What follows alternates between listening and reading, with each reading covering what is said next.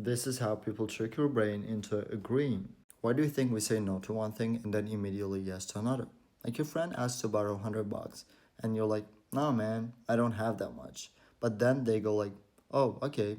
What about 10?" And suddenly you feel good about giving them the money.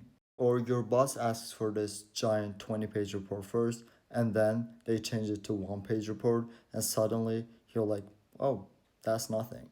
I just realized it's not that the second request is actually small. It's just smaller compared to the first one. And in that case, our brain goes like, "Hey, this is a deal."